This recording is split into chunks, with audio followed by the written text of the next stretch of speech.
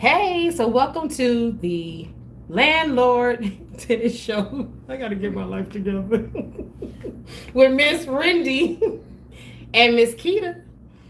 And today is Father's Day, but it's also Juneteenth weekend.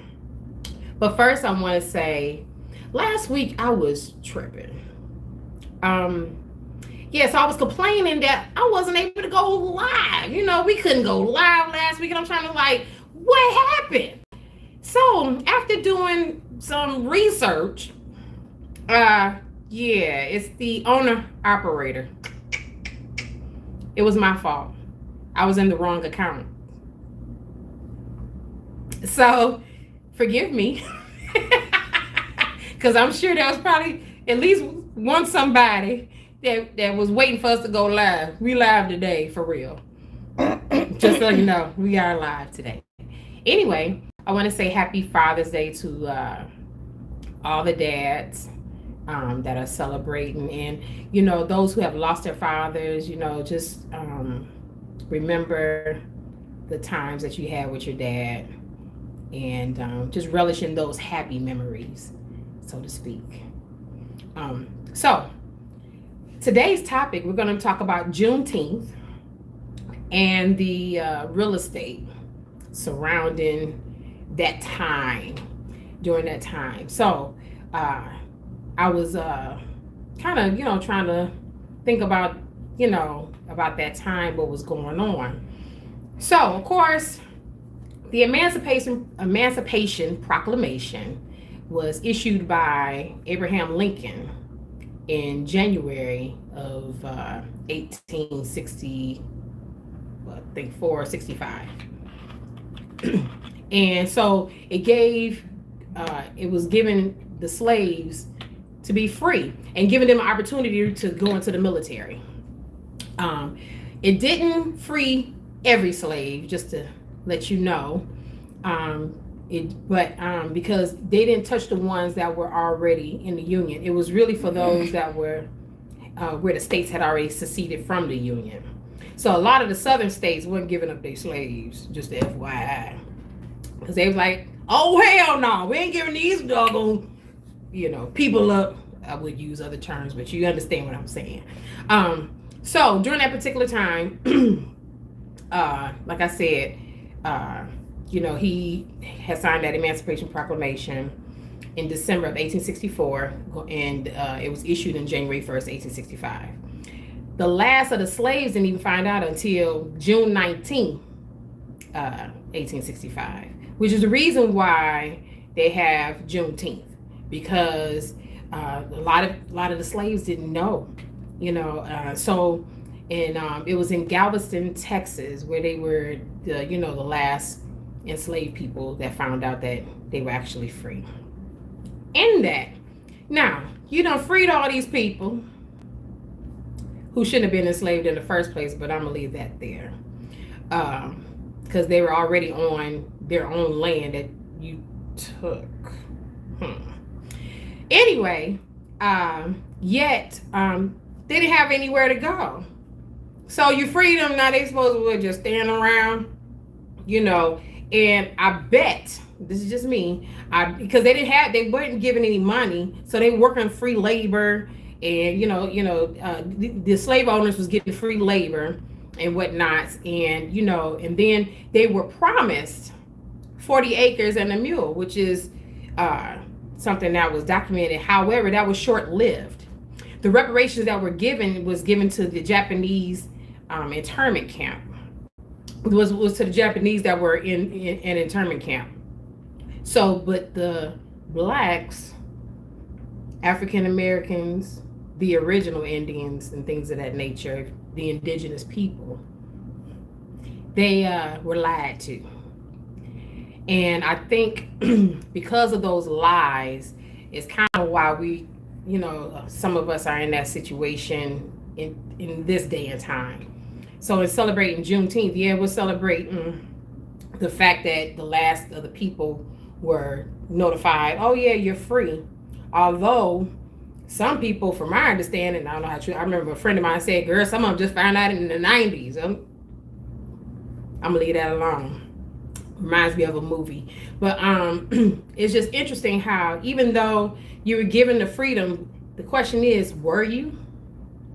So I'm trying to figure out a means to try to, let's see how to take this, because real estate is important. It's very important to own land. That's one thing you cannot duplicate. It is very important to own land. And I don't think we realize how important it is. Yeah, we talk about tenants and we talk about, those that are renting. And I'm not knocking you for renting. But what I'm saying is, in order to build wealth, real estate is really one of the ways to build wealth. And trust me, I'm working on stuff just the same. So as I'm talking to you, I'm talking to myself. Let me just say that. Because I think we don't always realize it's not just a house, because they can come and take your house, or they can take your land and say, okay, but you got to move your house. Domain. Yeah, and they have eminent domain. And that's because of, that's part of the deed that you sign. That's part of the contract that you sign. So this is where law comes in just the same in regards to understanding exactly what you need. So you need a land patent on your home. Also, pardon me? On your land. Oh, I'm sorry, on the land. My bad. Land patent on the land, so you'll have it. And that way you can do what you will. Can't nobody just come in and snatch your stuff. Because, the way it's deemed in the contract, they can do that. Just an FYI. Randy, have anything to add? She looking like oh, Keita. I know, I'm just saying. I just want us to win. I mean, this is bottom line. That's just want us to win. Of course. Yeah. And I do too, But again, we have to get back to ownership, because that's really the only way that you can control your family's future.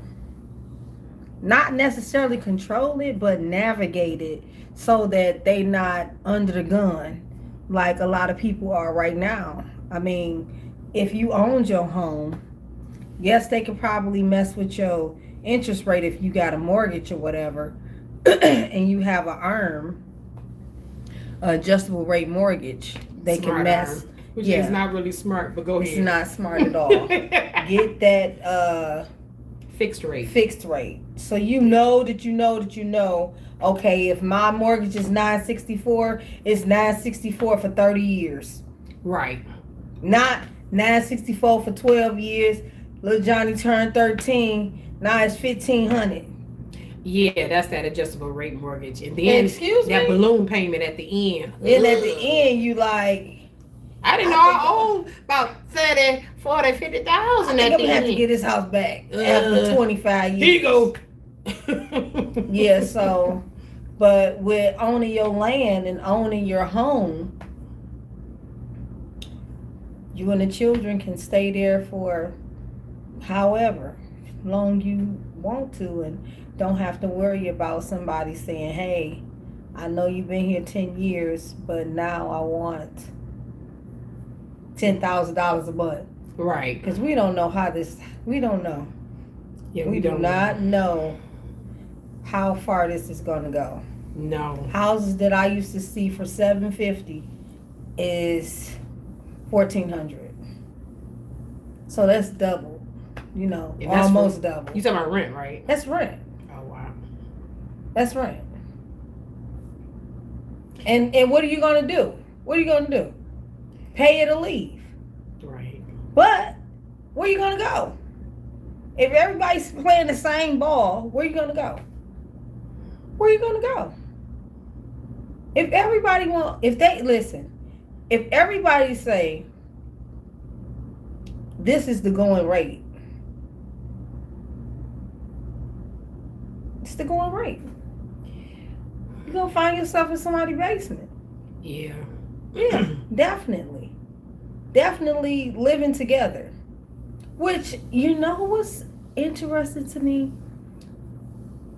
We're the only ones that scream independence for self. Yeah. Other cultures work together so that everybody can have a BMW. Everybody can get a Benz, because they don't cut that up so much, right? That they paying like $200 to live in Dearborn Heights, with a big outdoor pool bowling alley, because it's like 88 of them. I mean, it seemed like it anyway. But it's definitely families. Right, it is families. It's families. Let me tell you, I used to clean this house, and when I went, it was a bunch of rooms in this house. I don't know. They done bought this 3-bedroom and turned it into a 17 unit. It was like so many people in there that I was confused. A bunch of Indians. Okay. Oh, goodness. So I go in there, and I guess the plan was, once you get up, roll your pallet up and leave. I don't know if they was going to school. I don't know if they was trafficking workers or what the situation was.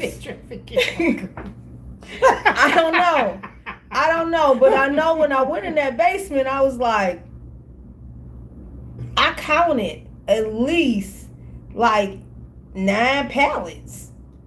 Like 9 little pieces where somebody was laying at.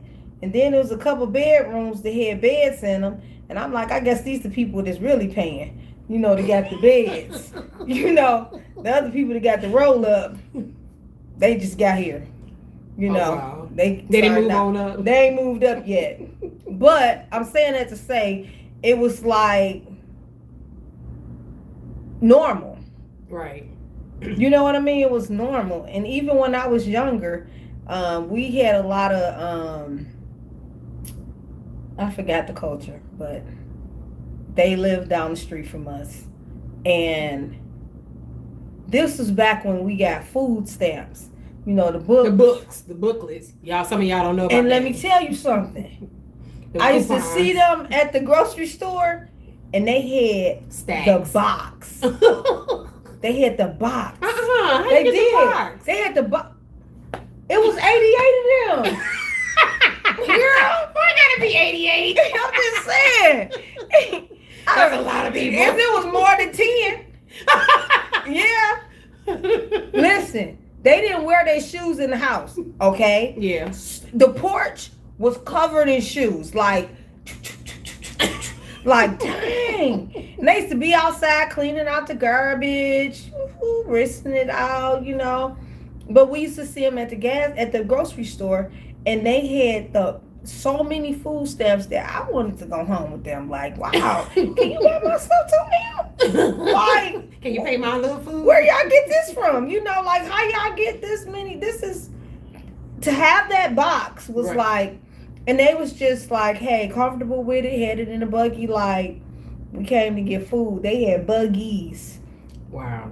But saying that to say, if we don't get to the point where we work together, stop hiding information. You know what I mean? Like, everybody want to sell some information. I know. They don't sell information to their people. They help them. They help them. I help my people. People be looking like, why you tell them that? It's okay. Why not? I even piggyback on them like, you think you can help my sister out? She need a roof too. Since we throwing balls, Right. But if we don't get to the point where we work together and start our own enterprises, as a community, you're not gonna win. No. You're gonna end up in somebody's basement anyway. I'm just saying that. Listen. The rent is going up. It's going up. It is not going down. And the jobs are not, people are working themselves to death to keep up. On top of that, I went to go see my doctor. Okay. It's 7 doctors in this office. 4 of them are retiring. This is internal medicine, okay? Just to show you a little bit how the world going. So I asked my doctor, I said, how you doing? He said, I'm a little bit stressed out. I'm like, what? Why are you, like, you a doctor? You know, you got all these people, you know. Right. You got the money. You got the clients. You got the clients, and the clients got the insurance. So he say 4 doctors is retiring. He said it's 40 doctors about to graduate, okay, in Michigan. Okay. Only 5 of them are in internal medicine. They need more than It's 5. a shortage of doctors, internal medicine doctors, throughout, like, everywhere, throughout the world.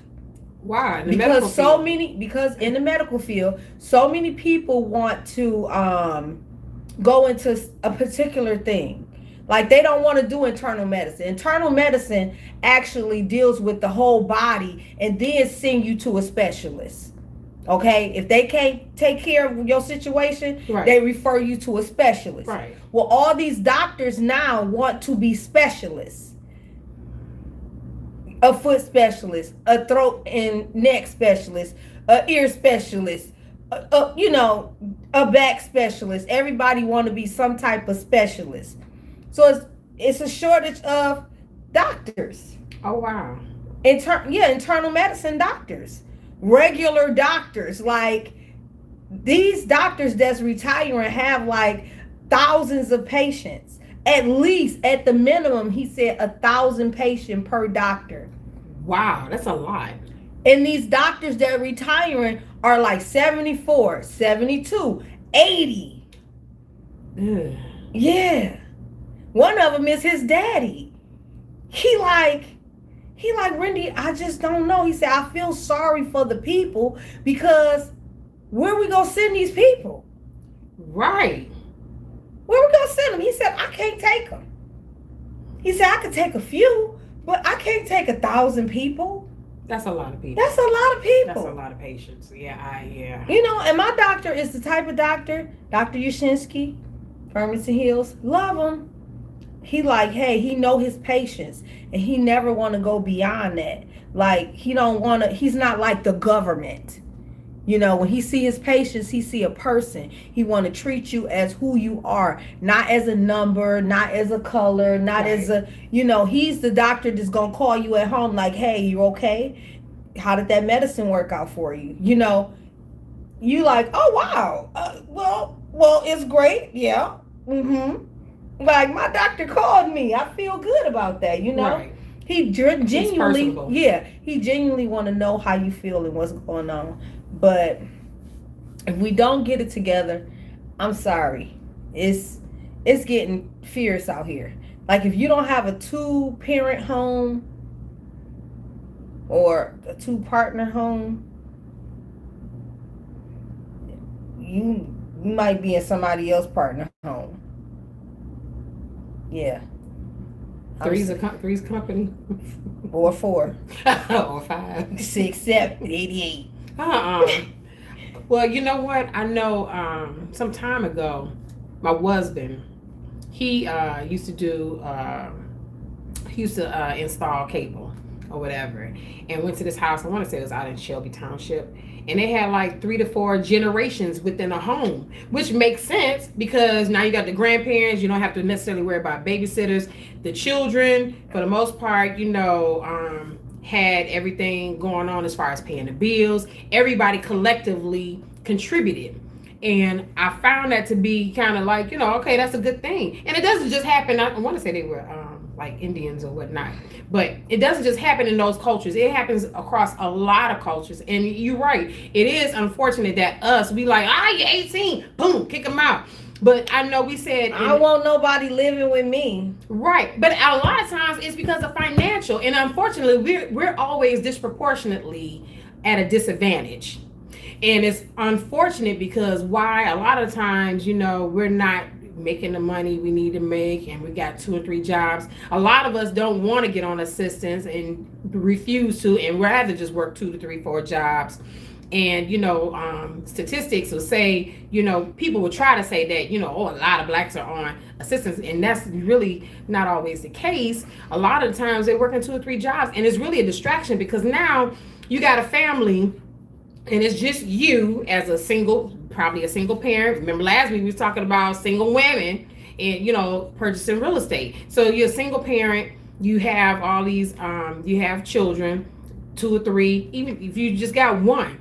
You want to have family around in order to help assist you with, raising your child, but paying for child care. I remember, now I was married at the time, and that was years ago. Doggone child care was like, for me, for 2 children, was $1,200 a month. Because it was $300, it was like $150 per child a week.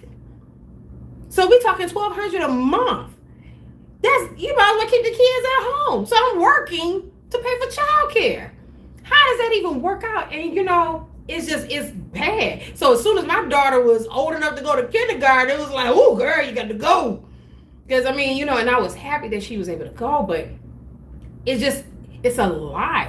And if it's a lot being in a marriage and you're sitting here trying to build up your legacy, build your portfolio in multiple ways and doing different things, it makes it hard when it's, when you have children and it's just y'all. If you have not saying we didn't have help. I thank God for my in-laws that I had, and my mom and my dad at the time, and even my aunts and my cousins that assisted, because some of that stuff, it takes a village. And matter of fact, I was still in school when my daughter was born. So they're killing the village. They're killing the village. Yes, because you got grandmas and aunties that, I ain't watching them kids for free. Oh no, or they still working. They ain't watching the kids for free. Okay. And then you like, look, if you just gonna give my kid a hot dog and throw him outside, I might as well just leave him at home, and let them eat a hot dog at home and tell them they can't go outside till I get back, But it's crazy. It's taken away from the children being raised.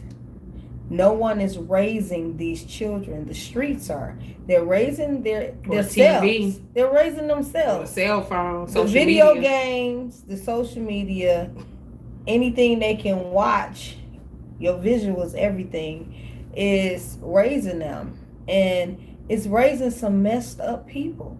And people be like, them ain't my kids. Let me tell you something. You're going to have to deal with this child if something pop off in front of your house or at your doorstep. Right. Don't let it get to the point where it's at your doorstep. That's why I'm so quick to check a kid, check a child, whoever, I don't care. Tell a young man, pull your pants up. Pull your pants up. I feel offended. You showing me your whole ass. Pull it up. Don't let him be dirty. I don't care if they squeaky clean. Pull them up. I don't want to see them. No. Okay? Because you want me to pull them out? You want me to pull my crack out? Right. No, you do not. So I think if we just can't put our heads down on everything. Everybody is so worried about their own household that you fail to realize your household will be affected by the neighbor's household. Yeah. If you're not worried about the drug house next door to you, that drug house, you might get shot up barbecuing if they shoot up the drug house next door to you. Right. Just saying. You know what I mean? You can't just be like, that ain't my business. I don't even want to see. I don't want to know. But it is your business. It is your business. Yeah. It's your neighborhood. You need to know what's going on. You need to speak to everybody on your block. Hey, Mr. Johnson. You know why? Because when something pop off, you don't even know who next to you. That's true. You mean to tell me Craig had them kids in that freezer all this time? Oh, yeah. I thought they was gone for the weekend. When the last time you saw the kids? I thought they moved. I ain't seen no kids. Yeah. You know, we have got so used to lackadaisical. Minding our business. And being lackadaisical. That my neighbor spoke to me yesterday for the first time in years. The one right next door to you? Yeah. She actually snatched them vines off her fence. Oh, okay. Yeah, all them vines that was on the fence. Because they heard me. I came home, the boys had cleaned the side of the house, and I came home and they done snatched some vines off their window and just threw it in my driveway, girl. So they can put their fan in the window. So you know I hit the ceiling. The invisible ceiling. The invisible ceiling. Outside. So I was just floating. I was like a bird in their window. I said, this is the most ratchetest, disrespectful, idiotic thing I've ever seen in my life. You are disrespectful. You gonna throw this in my driveway? Even if your little boyfriend did it, you should have told him, go get that. Don't do that. You know, but y'all the type of people that park on y'all grass, so go figure. I'm talking about the front grass. Like, wow. He parks on her front grass. No respect for it. Okay. The grass didn't do it. I'm just saying, like, y'all the only ones have y'all garbage can in the street still. Like, y'all never take it. You ride down my street, it's clear. Whoop, till you see their house, you be like. So everybody take their garbage. Everybody takes their garbage in the house. And yesterday she was like, had a bunch of grass and stuff in my driveway when I pulled up. I just stood in the street like, and watched her sweep my driveway out. And then she was like, hey, how you doing? I was like, I'm great. How are you? Like, wow. Wow. Well, hello, ma'am. Because we pull up at the same time a lot, and she be like, trying to avoid you. Girl, I don't care. What's that about? Why? Does it hurt people to say hi? Does it hurt you to say hello? No, when I first moved there, they called the police on me. They thought I was squatting. Oh, wow. And you had to show them the deed? Girl, the police came, yeah. I had just paid my taxes. And I had the receipt and all that in my car, so I showed them that, and they was like, no one's going to pay taxes in squat. I'm like, no. I hope not. Like, that's the whole purpose of squatting, is to live for free. Right? Right. Let us free. Give us free. Yeah. We ain't finna pay in squat.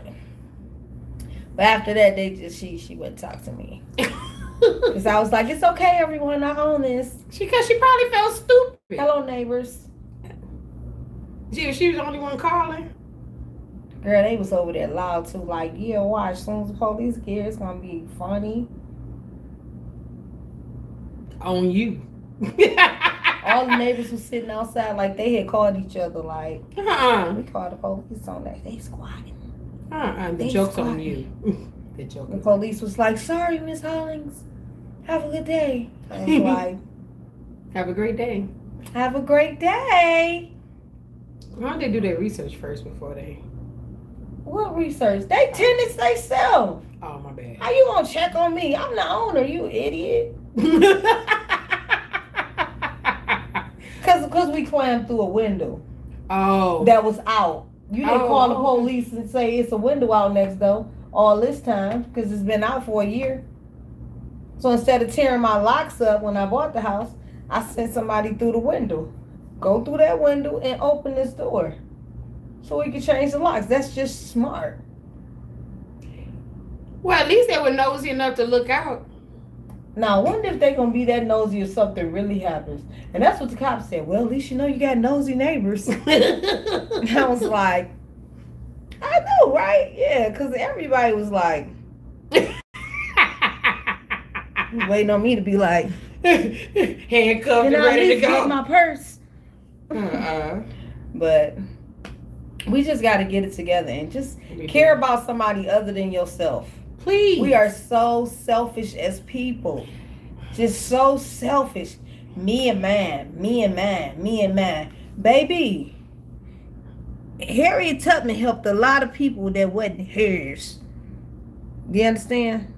So that means one day it may come to you need that exit, and since you don't know nobody or don't care about nobody, Who gonna help you? you might be out there galloping around somewhere trying to. Won't nobody She let said us, galloping. won't nobody let us in. It ain't not. But you know what's funny? I was just telling somebody this week. I said it's funny how people treat each other and how they're quick to give judgment on a person, don't know them at all. But one thing I can say about myself, and I know this is about you too, like I don't have to like you to help you. Oh yeah. So my thing is, if you're a person in need and I'm able to give it to you, I'm gonna give it to you, because that's, if I have it, I'm gonna give it. If I got it, it's yours. But I don't feel like I'm competing against you. I don't feel like you're my competition. I don't feel like you're a threat to me at any point, because why? At the end of the day, I'm gonna help you, and then I'm gonna keep moving on. Because me and you don't have anything going on. Even if I kid you not, there's people that I know, they don't know I don't like them. I'm gonna still treat them with respect, and respect is not number one in people's minds, which I have a problem with. But with that being said, I can still help you and keep it moving, because at the end of the day, I know I'm gonna get a blessing out of it. Can you say the same? It's something that we don't think about. We don't respect each other. You already got an opinion about somebody you probably don't half know, and then before you know it, you've adopted somebody else's opinion about a person you haven't even experienced. And yet when they need help, you're like, I ain't trying to help her. But the moment you need help, you want everybody to come to your rescue. Why should they? Have you helped anybody today? Have you? I just need to know that. Have you helped anybody? Can you do that without having some sort of feeling behind it? Can you do that without sitting up there saying, oh, yeah, I did help her? You don't have to tell everybody what you did. I help people all the time. I don't sit up there and parade myself like, yeah, I did that. It ain't about my ego. How about that? Check that. Put that in check. I'm gonna sit back. But no, real talk, you can help people without having to like them. Just help them and keep it moving. Say, be blessed and be on your way. It's too simple. It's okay to say hi. It's okay to say, how you doing. Why is it hard for us to communicate as if the person is about to sit here and shoot you? I'm gonna tell you, a lot of times you can diffuse situations and not even realizing it, but just by saying hi. And I'm gonna give you a prime example. Me and my mom were coming from the hospital, going to see my godmother, and we were going into the garage. Girl, was I here before? Anyway, so we going into the garage part, and there was a gentleman that was with us, and me and my mom kind of both sensed something. So my mom was like, she spoke to him and said, hey, how you doing? And he was like, I'm doing fine. And she said, I like your shoes. She was complimenting him, and she did that on purpose. And the thing about it is, before you knew it, he got off the elevator with us, and we were walking to the car, but he wasn't behind us anymore. He went and veered wherever he went, but he left us alone. And a lot of times a kind word can diffuse a lot of things. And you never know what situation you may be in. Your attitude, your mouth can be either a weapon or it can be a diffuser. What do you want it to be? I know, I went there. It's okay. Well, thank you. I love my people, but I want us to be better. I say this every time, like I just want us to be better. And a lot of y'all just not healed. Y'all need to really deal with the traumas in your life and try to understand yourselves. I mean, I work on I have to make sure I evaluate the things that I say, because I have a sarcastic mouth, and I know I do. And it is welcome. All day is welcome. It's and the thing welcome. about it is, some people can't handle it. No. And I have people who don't like me. Oh well. And I'm okay with that. But at the end of the day, though, I'm gonna still be me. And I'm okay with being me. I'm not mean, and I'm not mean spirited. I just know there's things I have to work on myself. Are you evaluating yourself? Are you doing any self-assessing? Some of y'all need to be sitting on the couch with some psychologist to help you figure out some stuff, because some of y'all don't even know where it comes from. And a lot of stuff comes from your childhood. I need you to deal with your traumas. Traumas, moving on. So, Did you want to add anything, Randy? No. So, bottom line, with Juneteenth and that 40 acres and a mule, they reneged on the deal. But it's important to own land because that is a way to build your portfolio towards wealth. Land patents are important. So, they can't just take your house or give you give them eminent domain to your house or whatever if something were to occur. Think about those things. Do more research on it so you can make sure you're covered and you're protected. And that's really, the lesson today, what we want to talk about. I appreciate you guys tuning in. And if you have any questions, concerns, want to text, whatnot, it's 947-234-4633. Again, 947-234-4633. And again, happy Father's Day. Happy Juneteenth. And you guys have a wonderful, wonderful evening. Take care.